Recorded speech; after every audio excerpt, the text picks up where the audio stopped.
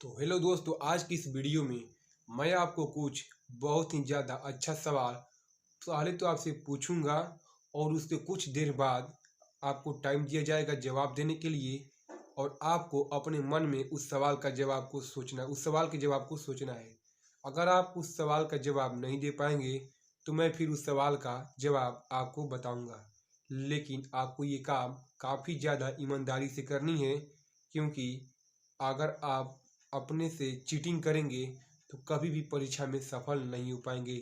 तो चलिए, पहला सवाल कुछ इस तरह से है। यदि आप मान लीजिए कि पूछता हूँ दोस्तों, प्रथम 10 अभाज्य संख्याओं का औसत क्या होगा? प्रथम 10 अभाज्य संख्याओं का औसत क्या होगा? इसका जवाब आप अपने मन में सोचिए, तब तक मैं इसका जवाब आपको बताता हूँ। तो दोस्तों, इसका आंसर होगा 12.9। कौन कौन इस सवाल का जवाब सही बता दिया है हमें कमेंट जरूर कर दीजिएगा। तो चलिए, मैं आपसे दूसरा सवाल पूछता हूँ। दूसरा सवाल रीजनिंग की है। यदि 30 व्यक्ति एक काम को 24 दिनों में पूरा कर सकते हैं, ध्यान से सुनिएगा दोस्तों, यदि 30 व्यक्ति एक काम को 24 दिनों में पूरा कर सकते हैं, इस काम को 20 दिनों में पूरा करने के लिए अतिरिक्त कितने व्यक्तियों को आवश्यकता होगी? ऑप्शन सुन लीजिए। ऑप्शन ए है 8, बी है 5, सी है 4 और डी है 6। 5 मिनट का, चलिए 5 सेकेंड का समय देता हूँ। ये आप चाहते हैं तो वीडियो को रोक के भी इस सवाल का जवाब का सॉल्यूशन सोच सकते हैं। तो दोस्तों, इसका जवाब दोस्तों डी होगा। तो डी में 6, उस काम को 6 व्यक्ति अतिरिक्त आवश्यकता होगी। चलिए, तीसरा सवाल आपसे पूछता हूँ। 13 के प्रथम 8 अपवर्तों औसत क्या होगा? 13 के प्रथम, ध्यान दीजिएगा। ऑप्शन ए में है 55.4, बी में 58.5, सी में 72.5 और डी में 61.8। इसका जवाब आपको 5 सेकेंड के लिए देते हैं टाइम। तो दोस्तों, इसका जवाब होगा बी, यानी कि 72.5।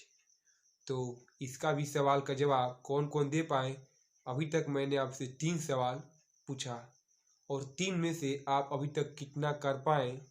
यदि 2 कर लिए हों तो अच्छा रहेगा, और जिसने 3 इस सवाल का जवाब दे दिया है वो तो बहुत अच्छा रहेगा, और जो एक भी नहीं दे पा रहा उसको अभी मेहनत करने की ज़रूरत पड़ेगी। तो चलिए, मैं आपसे अब तीसरा सवाल पूछता हूँ। एक नाव की शांत जल में चाल 9 किलोमीटर प्रति घंटा है एवं धारा की चाल 3 किलोमीटर प्रति घंटा। तो इसकी अनुप्रवाह चाल की ऊर्ध्वप्रवाह चाल में अंतर क्या होगा? एक बार फिर से सुन लीजिए। एक नाव की शांत जल में चाल 9 किलोमीटर प्रति घंटा है एवं धारा की चाल 3 किलोमीटर प्रति घंटा। तो इसकी अनुप्रवाह चाल एवं ऊर्ध्वप्रवाह चाल का अंतर क्या होगा? ऑप्शन ए है 6 किलोमीटर प्रति घंटा, बी 5 किलोमीटर प्रति घंटा, सी 3.5 किलोमीटर प्रति घंटा एवं डी 7.5 किलोमीटर प्रति घंटा। तो चलिए, इसका जवाब आप अपने मनों में सोचिए, तब तक मैं आपको 10 सेकेंड का समय देता हूँ। तो चलिए, समय स्टार्ट होता है। तो फटाफट से कमेंट कर दीजिएगा कि किसने इस सवाल का जवाब पहले दिया है। तो इसका दोस्तों जवाब होगा सी, 3.5 किलोमीटर प्रति घंटा। तो चलिए दोस्तों, मैं आपसे अब अगला सवाल पूछता हूँ। अगर 100 नोटबुकों का क्रय मूल्य 80 नोटबुकों के भी क्रय मूल्य के बराबर है, समझिए, अगर मान लीजिए कोई आपने 100 नोटबुक खरीदा और जब उसे आप बेचते हैं तो 80 के बराबर होता है, तो मूल्य के बराबर, तो लाभ प्रतिशत क्या होगा? तो मन में सोचिए। ऑप्शन इसका ये है 15%, बी है 30%, सी है 25% और डी है 20%। तो चलिए इसका भी जवाब आप दीजिए। आपको कुछ देर के लिए समय दिया जाता है। तो इसका जवाब होगा 25%। जी हाँ दोस्तों, इसका जवाब 25% हुआ।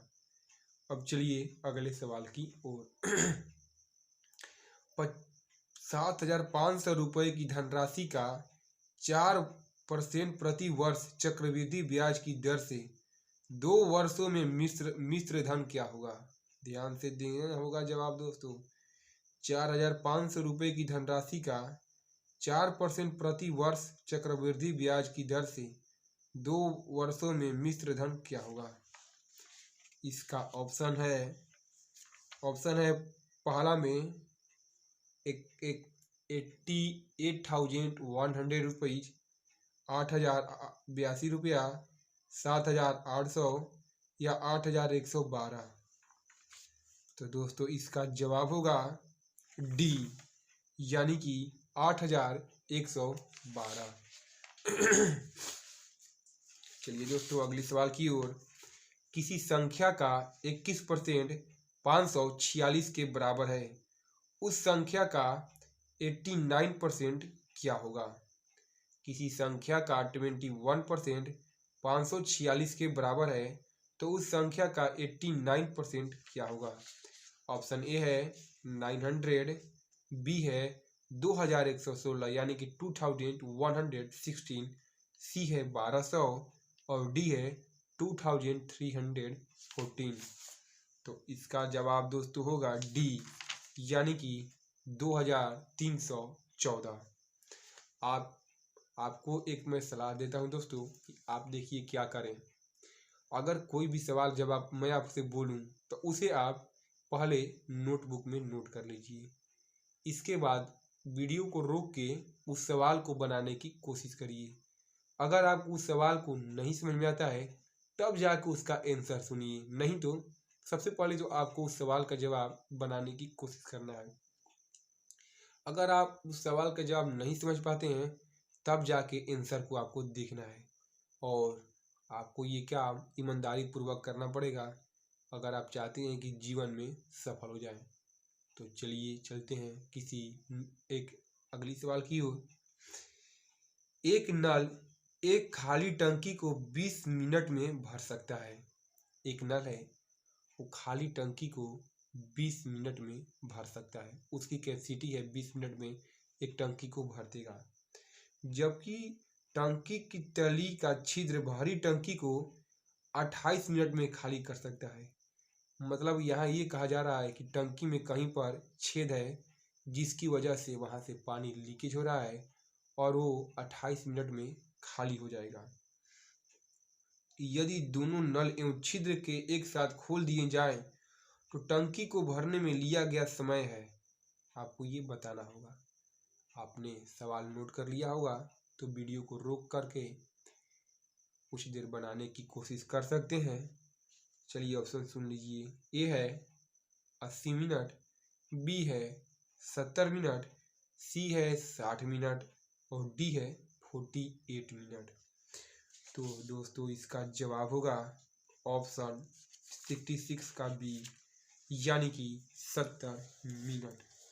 अब चलिए दोस्तों अगले सवाल की ओर। तो अगला सवाल दोस्तों कुछ इस तरह है। एक निश्चित धनराशि साधारण ब्याज की निश्चित दर से 2 वर्षों में 756 रुपये एवं 3.152 वर्षों में 873 रुपये हो जाती है। प्रति वर्ष ब्याज की दर क्या है? ऑप्शन ए है 11%, बी है 13%, सी है 10% और डी है 12%। तो दोस्तों आप चाहे तो वीडियो को रोक सकते हैं और इसका जवाब देने की कोशिश भी कर सकते हैं। तो इसका जवाब होगा बी 13%। अब चलिए अगले वीडियो की ओर, मतलब अगले क्वेश्चन की ओर। तो अगला क्वेश्चन कुछ इस तरह से है। 500 को 2 भागों में इस प्रकार विभाजित कीजिए ध्यान से सुनिए। आपके पास मान लीजिए 500 है रुपया, उसे आपको 2 भागों में इस प्रकार से विभाजित करना है ताकि पहले का भाग दूसरे के भाग से 5:3 हो जाए। 5:3। ऑप्शन सुनिएगा, 1312.5 और दूसरा 187.5। बी में है 308.5 और 191.5। सी में 280 और 220। डी में 300 और 200। तो आप इस सवाल को सबसे पहले बनाइए। अगर बना लेते हैं इसके बाद ही आंसर को देखने को कोशिश करिएगा, नहीं तो आपको आगे बढ़ने में काफ़ी परेशानियां का सामना करना पड़ सकता है। तो दोस्तों जो इसका जवाब होगा ए 312.5 और 187.5। तो अगर आप इस वीडियो को जहाँ से भी देख रहे हैं तो प्लीज़ इस वीडियो को लाइक कर दें, और अगर हमारे इस चैनल पर नए हैं तो प्लीज़ हमारे इस चैनल को सब्सक्राइब कर दें, क्योंकि आपको आगे भी ऐसे ही जनरल नॉलेज से इंटरेस्टिंग कंटेंट मिलता रहेगा। तो चलिए चलते हैं नए क्वेश्चन की ओर, लेकिन चैनल को सब्सक्राइब करना ना भूलिएगा। तो अगला क्वेश्चन दोस्तों ये है, एक जहाज की शांत जल में 5 किलोमीटर प्रति घंटा एवं धारा की 2 किलोमीटर प्रति घंटा है। रोहन उस जहाज से 21 किलोमीटर की दूरी तक जाता है एवं पुनः प्रस्थान बिंदु पर घर लौट जाता है। उसके द्वारा लिया गया कुल समय है।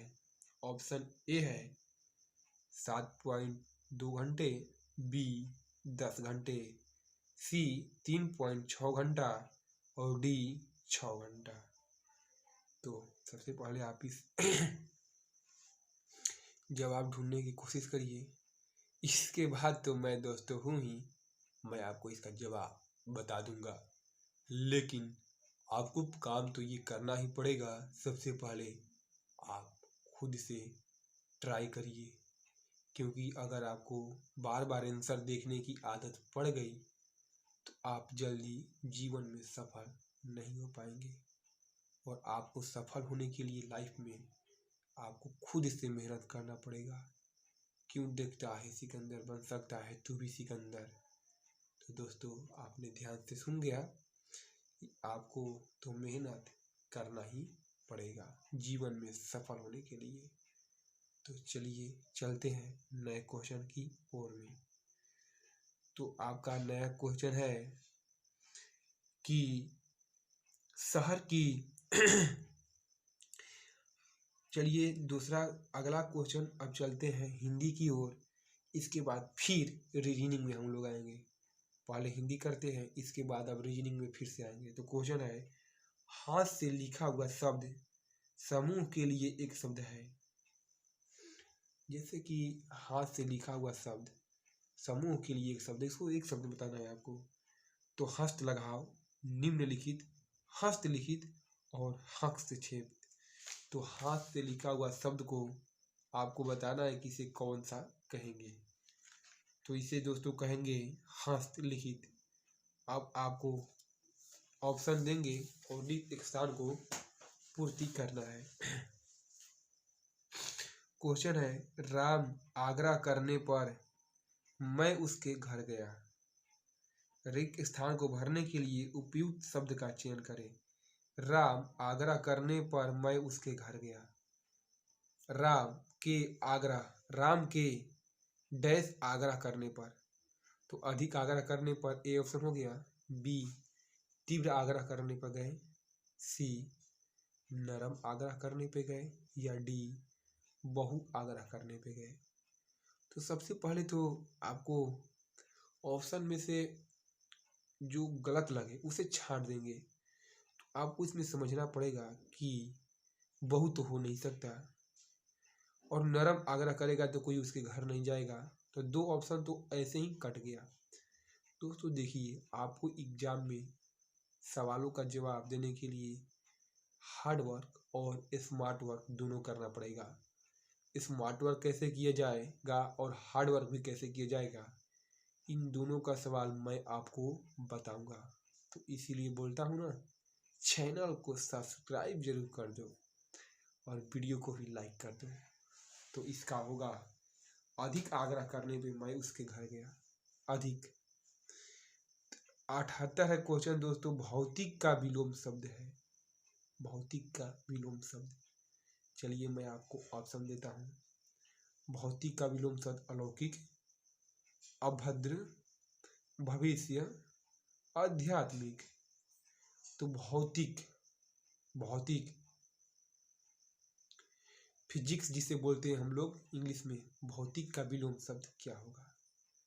तो इसका भौतिक का विलोम शब्द आपको हम बताते हैं। तो भौतिक का विलोम शब्द होगा आध्यात्मिक। विलोम, सही वर्तनी वाले शब्द का चयन करें। तो आपको बताना है उपयुक्त, उपयुक्त, उपयुक्त और उपयुक्त में से कौन सा सही विकल्प है? तो इसका सही विकल्प होगा उपयुक्त। अब चलिए अगले जनरल और कुछ फिर चलिए रिक्त स्थानों की पूर्ति करें। उसकी वृद्धि बड़ी डैश है, विकृति है, विशाल है, बुद्धिमान है, सूक्ष्म है। तो उसकी बुद्धि विशाल है, विशाल होगा दोस्तों यहाँ पे।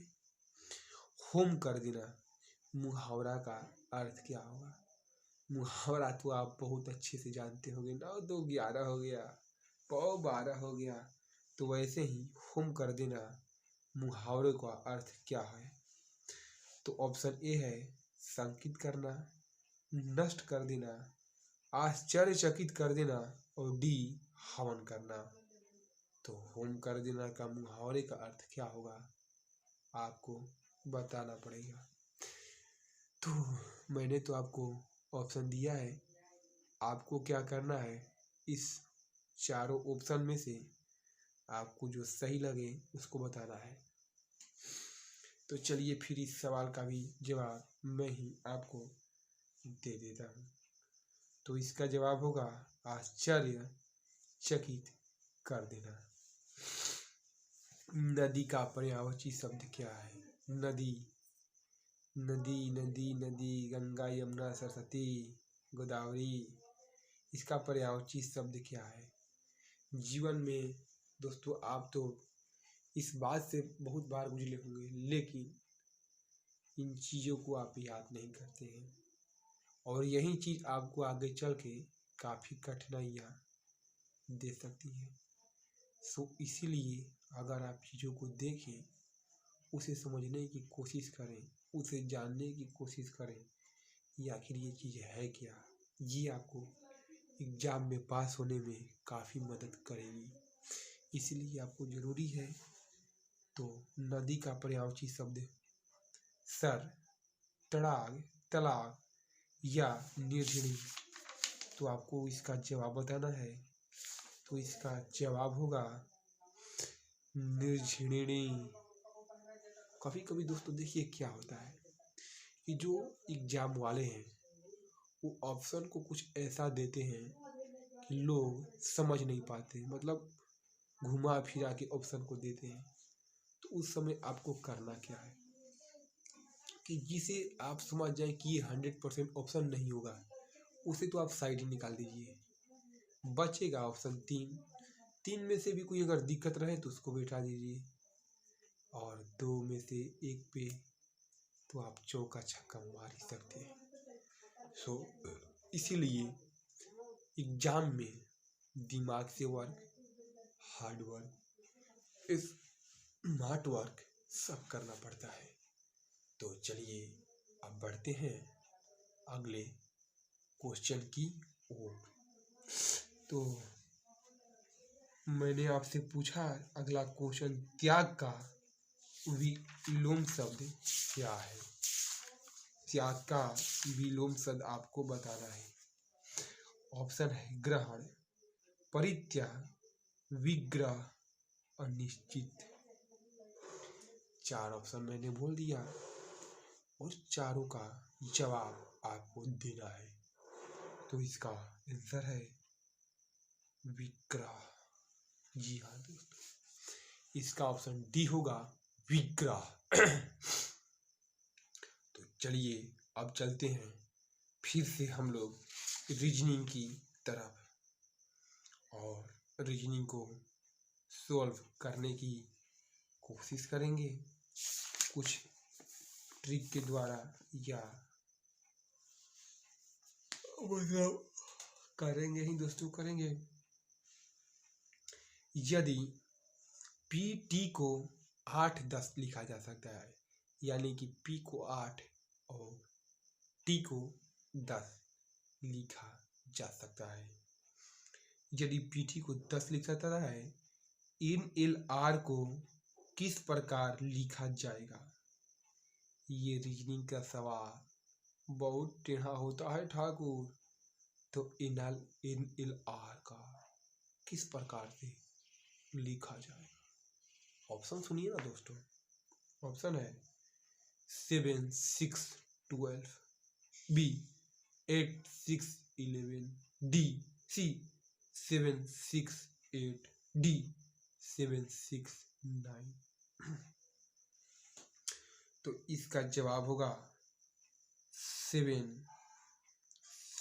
6 और 11, क्योंकि इन तीनों के बीच में 2-2 का डिफरेंस है। और अगर आप ध्यान से देखें तो जहाँ पे 2 का डिफरेंस है वहीं आपको टिक करना था। 8 10 10 12 13 15। अगला सवाल देखिए, उस विकल्प का चयन करिए जो तीसरे पद से उसी प्रकार संबंधित हो, जो तीसरे पद से उसी प्रकार संबंधित हो जिस प्रकार दूसरा पद पहले पद से संबंधित है। तो क्वेश्चन में है फर्स्ट में 10 30 से संबंधित है, तो 68 किससे संबंधित है? तो आपको बताना है कि ऑप्शन किससे संबंधित है। तो मैं आपको कुछ रीजनिंग की चीज़ें बताता हूँ, और पहले आप वीडियो को लाइक भी। दोस्तों बोलते बोलते थोड़ा सा मेरा गला भी दुख रहा है, तो मैं थोड़ा सा पानी पी लेता हूँ।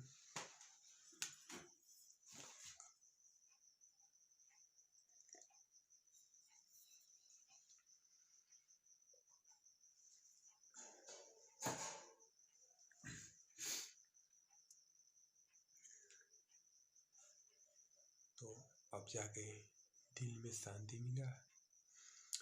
तो चलिए अब बताते हैं मोछों को थोड़ा राउंड बना के नए क्वेश्चन की ओर।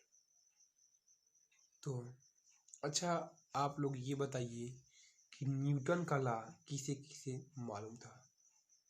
देखिए कभी कभी एग्जाम में न्यूटन का लॉ भी क्वेश्चन, न्यूटन चैप्टर से भी काफ़ी सारे क्वेश्चन आते रहते हैं, तो ये भी जानना जरूरी है फिजिक्स। तो न्यूटन का जो फर्स्ट रूल है वो ये कहता है, if any body maintain state of rest and state of rectilinear motion तो till external field apply on it. मतलब कि न्यूटन का लॉ ये कहता है, अगर कोई भी वस्तु विराम अवस्था में है तो वो विराम में ही रहेगी जब तक से उस पर कोई बाहरी बल न लगाया जाए। और उसी में एक और है, अगर कोई वस्तु चलती है तो वो चलती ही रहेगी जब तक उसे कोई बाहरी फोर्स रोकने की आवश्यकता ना करे। तो आप लोगों का सवाल होगा कि जब ऐसा है तो मैं जब बॉल को फेंकता हूँ तो वो क्यों नहीं चलते चला जाता है, रुकता क्यों है? तो इसका जवाब बहुत सिंपल है, क्योंकि जब आप बॉल को फेंकते हैं तो उसमें ग्रेविटेशनल फोर्स भी लगता है और फ्रिक्शनल फोर्स भी रखता है, जिसके वजह से आपका बॉल आगे की ओर नहीं जा पाता। यही एक मेन रीजन है जिसकी वजह से आपका बॉल जहाँ फेंके वहीं पर रह जाता है। लेकिन आपको ये डाउट क्लियर हुआ कि नहीं? और सिकिनला क्या कहता है आपके लिए ये टास्क रहेगा। तो अब चलिए, आइंस्टीन का जो एक फार्मूला था जिसे देखकर आइंस्टीन महान हो गए थे, उस फार्मूले पे भी बात कर लेते हैं। तो वो फार्मूला था E=mc²। यहाँ पे mc क्या है किसी को मालूम है? नहीं मालूम तो जाके रिवीजन करना पड़ेगा आपको, क्योंकि बहुत चीज बताने से नहीं होगा। अब एक नज़र हम लोग मैथ पे आते हैं। तो ये बताइए, थोड़ा सा देखिए, कान दोस्तों मैं बांध लेता हूँ क्योंकि ठंडी का मौसम है और ठंडा बहुत ज़्यादा लग रहा है। तो चलिए मैं ये कान को बांध लेता हूँ। ठीक, ओके दोस्तों, थैंक यू।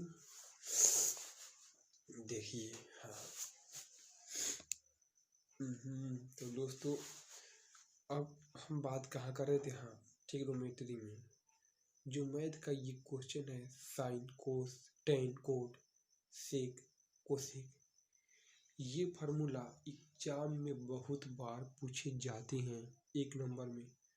और ये ऐसे फार्मूले हैं जिन्हें आप याद कर लिए तो आपको मतलब बहुत मैथ बनाने में भी आसानी होगी, और इसका अगर फार्मूला डायरेक्ट आ गया एग्जाम में तो उसे ऑप्शन में टिक मारने में भी आसानी होगी।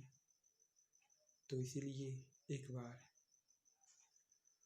उस फार्मूले की हम और नज़र करते हैं। तो उसका फार्मूला कुछ इस तरह से है। साइन एक्स इक्वल टू क्या होता है अगर उसका डेरिवेटिव करें तो यहाँ पे साइन का हो जाता है कोस एक्स, और वहीं पे हम कोस की बात करें तो कोस एक्स का डेरिवेटिव, तो उसका साइन एक्स होता तो है, लेकिन साइन एक्स के पहले माइनस लग जाता है। जी हाँ दोस्तों, साइन एक्स के पहले उसमें माइनस लग जाता है। यही बात आपको ध्यान देना पड़ेगा। और चलिए मैं अब बात करता हूँ दूसरी फार्मूला की ओर। अब बताइए 10x का क्या होता है? तो उसका होता है सेक स्क्वायर एक्स। जी हाँ। अच्छा, आप ये मत समझिएगा कि आपको अगर एग्जाम में एक्स की जगह पर थीटा कर दे, वाई कर दे, जेड कर दे, तो इससे आपको बिल्कुल भी कंफ्यूज नहीं होना है। आपको एक्स कर दे, थीटा कर दे, तो आपको एक्स की जगह पे एक्स कर देना है फार्मूला में, मतलब साइन एक्स किया तो कोस एक्स कर देना है, साइन थीटा किया तो कोस थीटा कर देना है। मतलब कि आप समझ ही गए होंगे। अब मैं आपको बताता हूँ मैथ के ही बारे में दोस्तों, और इसमें इंटीग्रेशन से भी चैप्टर है, जिससे आपको 2-3 नंबर का तो सवाल एग्जाम में देखने को मिल ही जाएगा। इसलिए आपको इंटीग्रेशन को भी कवर करना पड़ेगा। तो चैप्टर बाय चैप्टर हम लोग इस टॉपिक को हम लोग कवर करेंगे। तो सबसे पहले तो आपको इस चैनल को सब्सक्राइब करना पड़ेगा, तो ही ये पॉसिबल है कि अगर मैं वीडियो बनाऊंगा तो आप समझ लेंगे।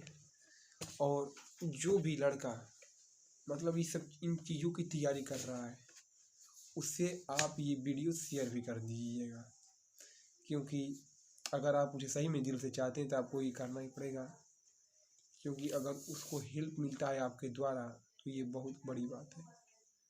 अब हम बात करेंगे दोस्तों किस चीज़ के बारे में? हिंदी, जो कि हम लोगों का जनरल लैंग्वेज है। हिंदी में अगर किसी का नंबर कटता है तो बहुत मूर्खता की विषय है, क्योंकि अगर आप हिंदी में ही नंबर नहीं ले पा रहे हैं तो बाकी सारी चीज़ों में लेने में काफ़ी ज़्यादा आपको तकलीफ होने वाला है। इसीलिए आप अपने हिंदी को भी मजबूत करिए। तो हिंदी को कैसे मजबूत किया जाए? तो जो सिलेबस में है उसे रोज 5-5 मिनट 10-10 मिनट से एक बार देखिए, पन्ने को पलटिए, किताब को खोलिए, पढ़िए, मेहनत करिए, तब जाके ही दोस्तों ये पॉसिबल हो पाएगा। बाकी ऐसे पॉसिबल होना तो मुश्किल ही नहीं, नामुमकिन है। क्या बोलते भाव? ओ ओ ओ ओ ओ दोस्तों, पढ़ाई में थोड़ी थोड़ी मजाक भी चाहिए, ताकि आप इंटरटेन रहें, तो ही ना आगे कुछ पढ़ने में आपको बोरिंग फील नहीं होगा। क्या बोलती भाव? उ, उ, उ, उ, उ, उ, उ, उ, उ, उ, उ, उ, उ, उ, उ, उ, उ। ये दोस्तों भी एक कला है। चलिए छोड़िए इस सब बातों को, और हम लोग फिर आपको कोई नया सवाल चलते हैं। तो क्या अभी हम लोग रीजनिंग के कुछ सवाल आपसे करें क्या? तो चलिए मैं आपसे रीजनिंग का ही सवाल करता हूँ। कुछ चीज़ें देखिए दोस्तों, मैं अभी आपको बुक से ही क्वेश्चन पूछ रहा हूँ, क्योंकि देखिए क्वेश्चन मुझे याद नहीं रहता, और मैं चाहता हूँ कि आपको अच्छे अच्छे सवाल मिले, अच्छे, तब जाके आप भी आगे बढ़ पाएंगे। इसीलिए मैं किताब का ही ज़्यादातर यूज करता हूँ। सवाल ये है दोस्तों, किसी विशेष प्रयोग शामिल चूहे के 60% मादा है। मतलब कि आपको ये मानना है कोई प्रयोग हो रहा है, उसमें 60% फीमेल है, मतलब फीमेल चूहिया, या प्रयोग के दौरान कुछ चूहे मर गए एवं कुछ मरे हुए चूहे में 30% नर थे। नर चूहों की मृत्यु दर एवं मादा चूहे की मृत्यु दर के मध्य संगत अनुपात क्या था? सवाल बड़ा टिपिकल है, इसलिए आपको थोड़ा सा इसे तो कॉपी में सॉल्व करना ही पड़ेगा। तो बताइए इसका जवाब। और नहीं बता पाएंगे तो मैं हूं तो क्या गम है, हम हैं तो क्या गम है, च्युइंगम चबाओ, लेकिन घर में नहीं, बाहर थूको। मजाक था दोस्तों। इसका ऑप्शन ये है फर्स्ट, 3:4, बी 9:14, सी 9:16, और डी 6:7। सोच लिए जवाब इसका। इसका जवाब होगा सी 9:16। जी हाँ, लेकिन कैसे होगा? अगर मैं आपको समझाने लगूं तो वीडियो थोड़ा लंबा हो जा सकता है। मैं नहीं चाहता, मैं अभी रिवीजन करवाना चाहता हूँ आपको, कि आपको एक ही मन में अंदाज़ा हो जाए कि आप मतलब कहाँ किस पानी में है। आप पानी मतलब आपका पानी मतलब आप पढ़ाई भी कर रहे हैं कि बस यही सब हो रही है फालतू चीज़ें। अगर मैं ऐसे सवाल पूछता हूँ उसका आप जवाब नहीं दे पाते हैं, तो आपको भी लगेगा कि भाई देखो, पढ़ाई तो कम कहीं ना कहीं हुआ ही है। आखिर तो ही ना ये बंदा जो सवाल पूछ रहा है उसका जवाब नहीं दे पा रहे हैं।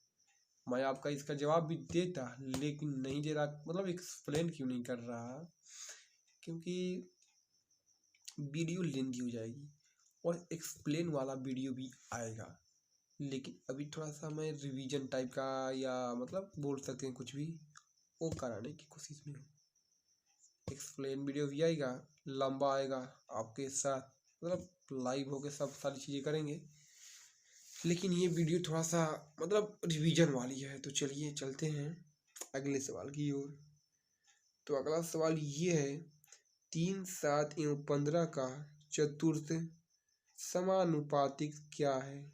फर्स्ट में 30, बी में 45, और सी में 35, और डी में 25।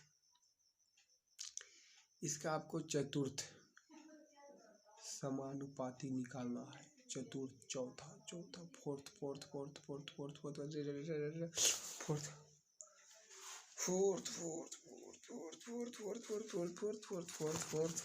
आपने ऑप्शन सुना?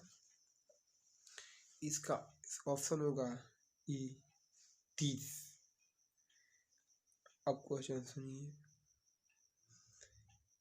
5,000 रुपये की धनराशि की 10% प्रति वर्ष चक्रवृद्धि ब्याज की दर से 2 वर्षों के लिए निवेशित किया जाता है।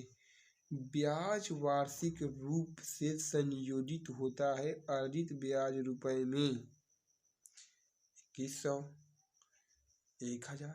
देखिए मैं क्या कर रहा हूँ कि क्वेश्चन को जल्दी बोल दे रहा हूँ, तो आपको क्या करना है, वीडियो को धीरे धीरे रोक के उसे अच्छे से, मतलब कि क्या बोलती है पब्लिक, मतलब उसको अच्छे से एक बार पढ़ लेना है। उससे क्या होगा कि आपको, मतलब उससे क्या होगा, मतलब आपको काफ़ी ज़्यादा ये आसानी होगी सवाल को अपने आप से सॉल्व करने के लिए। इसलिए हम आपसे बोलते हैं, या पे काम करिए कि वीडियो को, मतलब कि उसे धीरे धीरे आप धीरे धीरे प्ले कर दीजिए। क्वेश्चन सॉल्व अगर आपको करना चाहते हैं तो, अगर नहीं पढ़ाई करना चाहते हैं तो वीडियो को भी छोड़ के जा सकते हैं। उसमें मेरी क्या गलती होगी, आपका मन, लेकिन आपको तो पढ़ाई करना है भाई, क्योंकि नौकरी जो लेनी है। चलिए अगले क्वेश्चन की ओर।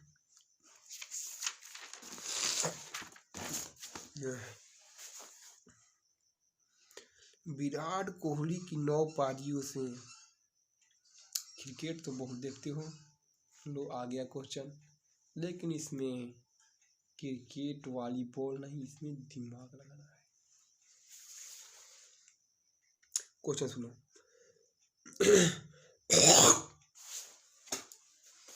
क्वेश्चन सुनो भाई, सॉरी जो मैंने किया उसके लिए सॉरी फिर दिल से। विराट कोहली की 9 पारियों में एक निश्चित बल्लेबाजी औसत है। 10वीं पारी में उसने 106 रन बनाया है।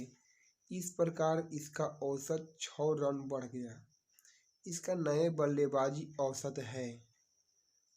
Option A 48, B 56, C 52, D 46, 46। आपको इसका जवाब देना है, नहीं तो हम तो है ही जवाब देने के लिए। इसका ऑप्शन होगा सी 52, बोले तो 52। चलिए सी में, यदि एक व्यक्ति का उद्यान की घास 3 मिनट में कटता है, जो 30 मिनट में उद्यान के कितने भाग को घास काटी जा सकती है, जहाँ टी ग्रेटर देन 30। ए में है T/30, बी में T-30, सी में T/30 और डी में 30/T।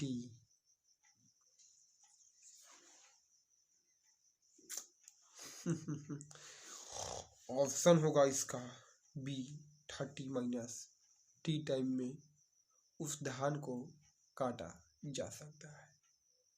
चलिए दोस्तों चलते हैं नए वीडियो की और, यानी नए टॉपिक की ओर, यानी नए क्वेश्चन की ओर। मजाक दोस्तों, मजाक। लाफिंग करो यार, लाफिंग करो यार, नहीं तो इसी डंडे से होगी पिटाई। देखो ये डंडा देखो, ये डंडा नहीं अंगुली है यार, इसे मारेंगे तो मेरा अंगुली भी टूट जाएगा। इसीलिए मैं इससे पिटाई नहीं, इससे पिटाई करूँगा। क्या बोलते कॉलिया, जी ठाकुर जी ठाकुर जी ठाकुर जी। चलो अगला क्वेश्चन, पढ़ाई करो। अगला क्वेश्चन है, सभी विषयों को मिलाकर ए में कुल प्राप्त अंक हैं। ये तो एक चैट है, उसमें बहुत सारा दिया है, तो ये तो भी पॉसिबल नहीं क्वेश्चन बताना। तो चलिए अभी नए क्वेश्चन देखते हैं। परीक्षा में ए एवं सी के कुल प्राप्त अंकों के मध्य का अंतर है। ये भी चैट वाला ही क्वेश्चन है, इसीलिए नया क्वेश्चन ही देखते हैं। रिक्त स्थानों को भरने के लिए उपयुक्त शब्द का चयन करें। लगता है आज डैश होगी, दिन होगी, वर्षा होगी, बादल होगी, या सूर्य होगी। क्योंकि ठंडी लग रही है तो सूर्य की जरूरत है। तो इसका ऑप्शन होगा ए। लगता है आज वर्षा होगी। अब चलिए दोस्तों, मैं आपसे कुछ पर्यायवाची शब्द पूछता हूँ, आपको उसका सही सही जवाब देना है। तो आप बताइए सूर्य का पर्यायवाची शब्द क्या होगा। सूर्य का, तो देखिए दोस्तों, इसका पर्यायवाची शब्द, इसमें तो ऑप्शन ही नहीं है, तो आप आखिर कितना जवाब देंगे। तो इसका पर्यायवाची शब्द सूर्य का दिनकर, दिवाकर, भास्कर, ऐसे ही बहुत सारे हो सकते हैं। तो आइए अब चलते हैं न्यूटन। तो कल हम आपको पिछले पार्ट में बताए ही हैं कि न्यूटन के लॉ। अब आपको हम बताते हैं कि आखिर आपको सवाल कहाँ कहाँ से पूछे जाएंगे। तो 25 नंबर आपका सवाल रीजनिंग से आएगा, 25 नंबर मैथ से, 25 नंबर हिंदी से और 25 नंबर आपको जनरल नॉलेज से सवाल देखने को मिल सकता है। यहाँ पे आपको हिंदी लेंगे या इंग्लिश, ये आपके ऊपर निर्भर करता है कि आप क्या लेना चाहते हैं, हिंदी या फिर इंग्लिश। मैं तो यही बोलूँगा कि जिनका हिंदी मजबूत हो वो हिंदी ही लें, प्रतिष्ठा प्राण ना गवाएं। यानी कि आपको अगर इंग्लिश नहीं आती तो इंग्लिश ना लीजिए, नहीं तो आपका सपना पूरा होने में बाधा आ सकता है। तो चलिए, मैं अब ये किताब देख सकते हैं, इसका नाम है प्रैक्टिस बुक। तो मैं इसी से आपको सवाल कुछ पूछता हूँ, ठीक है दोस्तों। और आपको क्या करना है, उसका सही सही जवाब ढूंढकर लिखना है। तो चलिए, पहला सवाल कुछ इस तरह से है, आपको सज्जन का विलोम शब्द बताना है। ऑप्शन ए है पापी, बी है गरीब, सी है दुर्जन और डी है अहंकारी। फिर से एक बार सुन लीजिए, सज्जन का विलोम शब्द पापी, गरीब, दुर्जन, अहंकारी। तो इसका आ जाएगा सज्जन का पापी। आपको विलोम शब्द बताना था, पर्यायवाची शब्द नहीं। आपको विलोम यानी कि उसका ठीक उल्टा बताना था। पर्यायवाची और विलोम दोनों अलग अलग होते हैं। तो अब बताना है आपको आस्था का विलोम शब्द क्या होगा। दुरावस्था, अनास्था, संदेह, अविश्वास। तो आस्था का विलोम शब्द हो जाएगा आपका अविश्वास, यानी कि आप अविश्वास नहीं करते। दूसरा है निर्मल का विलोम शब्द बताना है। तो चलिए, मैं आपको 4 ऑप्शन देता हूँ। निर्मल में फर्स्ट में है प्रदूषित, बी में मलिन, सी में दूषित, डी में काला। तो इसका निर्मल का हो जाएगा दूषित। निर्मल बोले तो स्वच्छ बोलते हैं, जिसको पर्यायवाची आप बोल सकते हैं, लेकिन यहाँ पे आपसे विलोम शब्द पूछा जा रहा है, ना कि पर्यायवाची। इसीलिए यहाँ पे इसका ऑप्शन सी होगा, यानी कि दूषित। चलिए अब चलते हैं इंग्लिश। तो आप अपने से ध्यान दीजिएगा। आप बताइए समानार्थी शब्द। समानार्थी मतलब कि जो मैं शब्द बोलूँगा आपको 4 ऑप्शन दूंगा और उससे आपको मिलता जुलता शब्द बताना है। उसी को हम लोग बोलते हैं समानार्थी शब्द। तो फर्स्ट में है जनमत का समानार्थी शब्द लोकमत, अपमानत, गुप्त मत, और डी में है इनमें से कोई नहीं। तो चलिए, आपको पहले तो हम कुछ समय देते हैं, उन समय के बीच आपको इस सवाल का जवाब दे देना है। तो जनमत का समानार्थी शब्द होगा जन के मत से, तो इसका लोकमत यानी कि जो जन का मत हो, तो लोगों का मत, लोकमत, जनमत, लोकमत, इसका समानार्थी शब्द हो। जर्जर का समानार्थी शब्द बताना है। जर्जर यानी कि बहुत ही कमजोर हो चुका है, उसी को हम लोग जर्जर बोलते हैं। तो इसका आपको समानार्थी शब्द बताना है जर्जर का। तो जर्जर का समानार्थी शब्द हो जाएगा आकर्षक, कमजोर, मजबूत और आकर्षक। तो जर्जर इससे मिलता हुआ शब्द ऑप्शन बी यानी कि कमजोर होगा, क्योंकि जर्जर नाम से ही पता चलना चाहिए आपको, इसमें कोई चीज़ जर्जर हो गया है यानी कि कमजोर हो चुका है। तो जर्जर का समानार्थी शब्द कमजोर होगा। अब आपको मिथ्या नहीं समझे, मिथ्यारोप लगाकर सीता को घर से निकाला, मतलब झूठा आरोप, मिथ्या जो सत्य ना हो, उसका आपको समानार्थी शब्द बताना है, मतलब मिथ्या का समानार्थी शब्द बताना है। सच्चा, काल्पनिक, झूठा, इनमें से कोई नहीं। तो पहले आप सोचिए कि मिथ्या का समानार्थी शब्द क्या हो सकता है। तो इसका जवाब होगा झूठा, मिथ्या का। अब चलते हैं अगले टॉपिक की ओर, और आप एक बार फिर से कमेंट कर दीजिए कि आप लोगों इन जो सवाल मैंने पूछा, इनमें से आपको कौन कौन से जवाब दे पाए। और अगर आप चाहें तो वीडियो को पीछे कर करके इसे दोबारा भी देख सकते हैं कि मैंने क्या बोला, जिससे आपको काफ़ी ज़्यादा आसानी मिलेगी, मतलब इसका सॉल्यूशन करने में। तो चलिए नए क्वेश्चन की ओर। नए क्वेश्चन, अनेक शब्दों के लिए एक शब्द,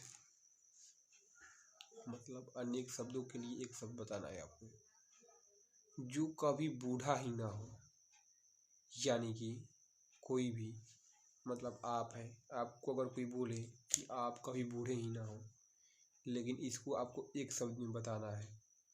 ऑप्शन है अनंत, अजर, अनादि, अमर। अनंत, अजर, अनादि, अमर, इसका सही जवाब क्या होगा। तो इसका सही जवाब होगा बी यानी कि अजर।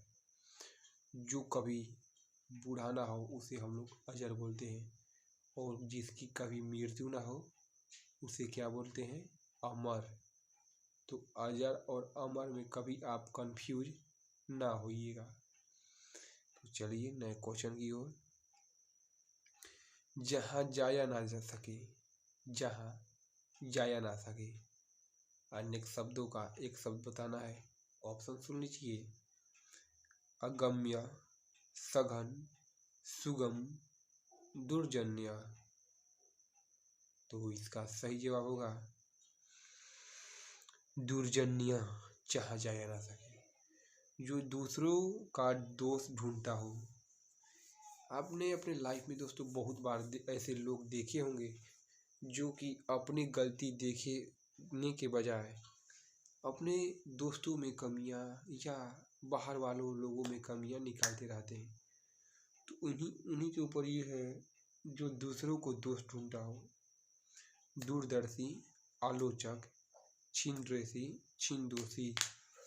तो इसका होगा आलोचक, जो दूसरों का दोष ढूंढता, आलोचक। बाल धूप में सफेद होना, बूढ़ा हो जाना, उम्र के अनुसार अनुभवी हो जाना, रोगी हो जाना। तो इसका होगा अत्यधिक समझदार हो जाना। जी हाँ, आपने सुना होगा बहुत बार कि जो बूढ़े व्यक्ति समझदार होते हैं। देखिए पहले के ज़माने की शादियाँ में ये होता था कि लोग बूढ़े व्यक्ति को अपनी शादियों में ले जाते थे। क्यों? इसका एक मेन रीज़न है, क्योंकि अगर कोई भी शादियों में झगड़ा हो तो वहाँ पे जो बूढ़ा व्यक्ति है वो तुरंत उस शादी को संभाल लेता है, झगड़ा को होने से बचाता है। इसीलिए पहले लोग शादियों में बूढ़े व्यक्ति को ले जाया करते थे, लेकिन अब इसका विपरीत हो चुका है। लोग इस समय नौजवानों को तो ले जाना चाहते हैं, लेकिन बूढ़े व्यक्ति को नहीं ले जाना चाहते हैं। क्या दोस्तों, आप भी अपने शादी में ऐसा करिएगा कि नहीं? हमें कमेंट करना ना भूलें। और अगर आप इस चैनल पे नए हैं तो वीडियो को लाइक और चैनल को कर दीजिएगा सब्सक्राइब। चलिए अगले क्वेश्चन की ओर।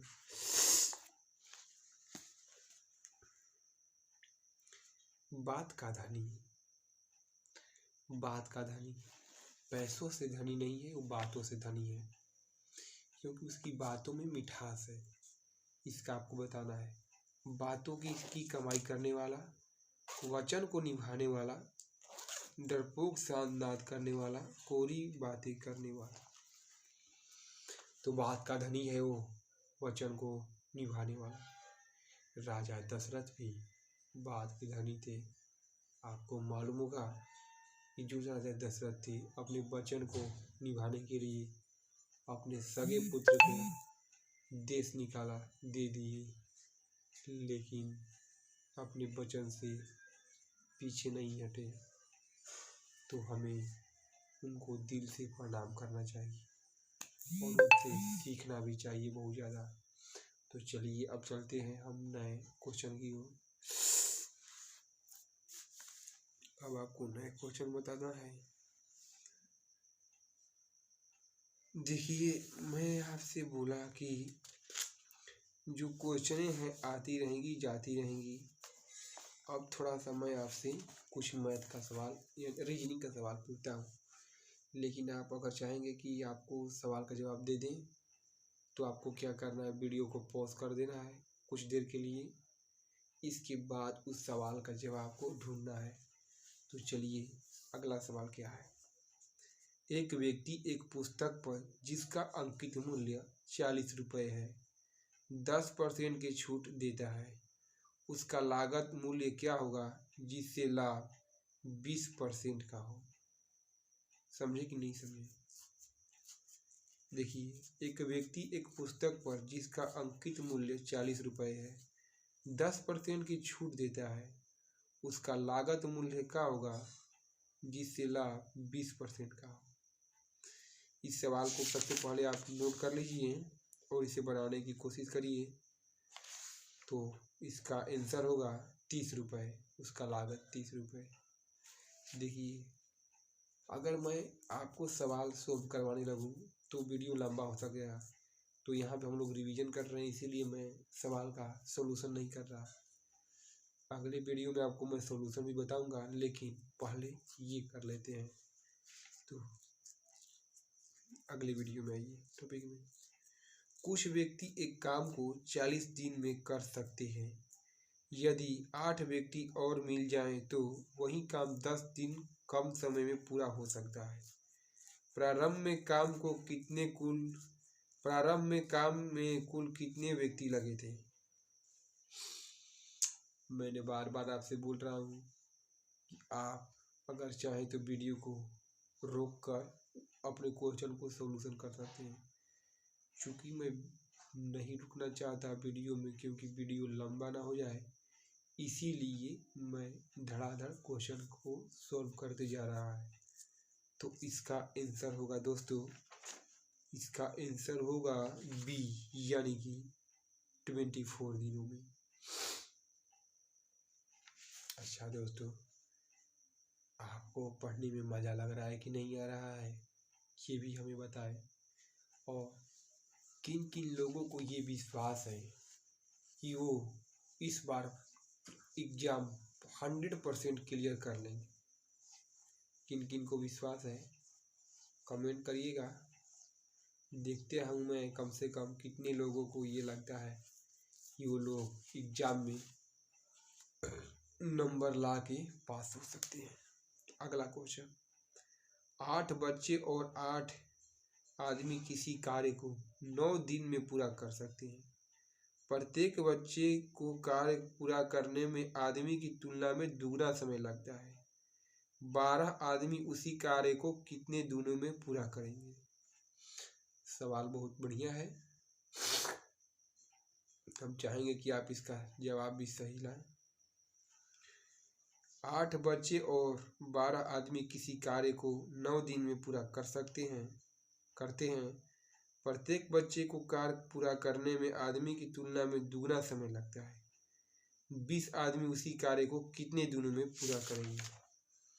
तो इसका आंसर होगा आपका ए, यानी कि 12 दिनों में उसी काम को मिलके पूरा कर देंगे। क्योंकि मैं बार बार बोल रहा हूँ कि मैं आपको यहाँ पे सॉल्यूशन नहीं बताऊँगा, क्योंकि वीडियो लंबा हो जाएगा। मैं नहीं चाहता कि आज वाला वीडियो ज़्यादा लंबा हो। मैं 1 घंटे से ज़्यादा क्लास नहीं लेने वाला। हाँ, आपको मैं आगे भी जब मतलब देखूँगा कि ज़रूरी है, आप पढ़ने में मन लगा रहे हैं, तब जाके वो भी किया जाएगा। लेकिन सबसे पहले जो ज़रूरी है वो मैं आपको बता रहा हूँ। तो ठीक है। और एक व्यक्ति, चलिए अगले क्वेश्चन देखिए, बातों में ना खोएं तो ज़्यादा बेहतर है। एक व्यक्ति 60 सेकेंड में धारा की प्रतिकूल दिशा में 750 मीटर नौका चलाता है और 7.1 मिनट में वापस लौटता है। अगर नौका की चाल गति किलोमीटर तो में होगी, कितनी होगी? तो आपको इसका आंसर, पहले आप क्वेश्चन को नोट कर लीजिए जो मैंने बोला है, और इसके बाद उसे बनाने की कोशिश करिए, और इसके बाद मैं जब आंसर बोलूँगा तब उसे आप मिलाइएगा कि आप जो आंसर बताए हैं वो सही है या गलत। तो इसका जवाब होगा 5.25। चलिए, मुझे विश्वास है दोस्तों कि जितने भी लोग मेरे साथ जुड़े हैं वो काफ़ी ज़्यादा, क्योंकि जो भी व्यक्ति यहाँ तक वीडियो देख रहा है वो 100% पढ़ाई में उसका मन लगता होगा। मुझे पूरा विश्वास है कि जो भी वीडियो यहाँ तक सही में देख रहा है तो उसको पढ़ाई में मन लगता होगा, और जो नहीं पढ़ने वाले हैं अब तक वीडियो छोड़ के चले गए होंगे, ये भी मुझे मालूम है दोस्तों। तो कौन कौन यहाँ तक वीडियो अभी तक दिख रहा है ये हमें कमेंट करें, ताकि मुझे भी पता चले कि कितने लोग आखिर पढ़ाई में इंटरेस्ट रखते हैं। तो चलिए अगला क्वेश्चन की ओर। 2 घनात्मक संख्याओं का योग उनके वर्गों का योग का 20% है और उनके वर्गों के अंतर का 25% है। यदि संख्याएं x और y है तो x प्लस वाई बटा में x स्क्वायर कितना होगा?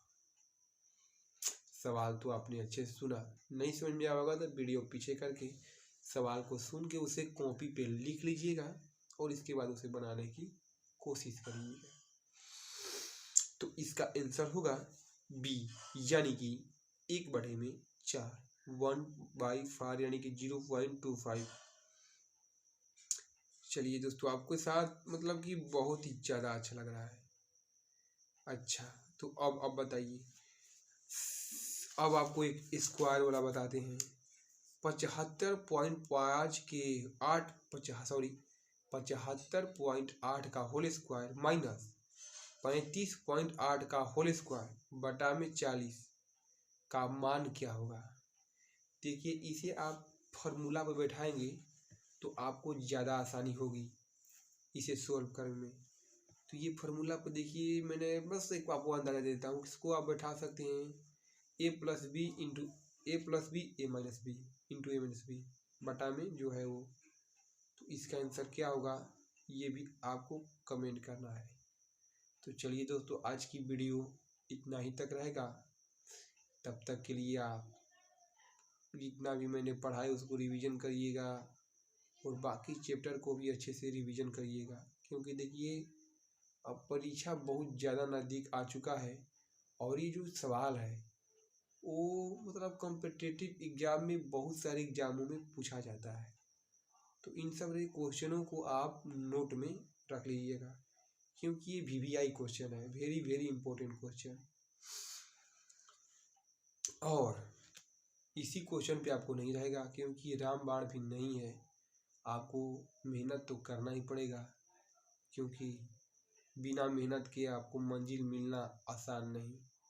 देखिए, मैं भी मेहनत कर रहा हूँ अभी भी, और आपको भी मेहनत करना है। तो चलिए, मैं आशा करता हूँ कि आप इन सारी बातों को समझ गए होंगे। तो चलिए, मिलते हैं किसी नए वीडियो में। तब तक के लिए आप अपना बहुत ख्याल रखिएगा। और हाँ, अगर आप इस चैनल पर नए हैं तो वीडियो को लाइक और चैनल को सब्सक्राइब जरूर कर दीजिएगा। तो चलिए, तब तक के लिए टाटा बाय बाय, जय हिंद।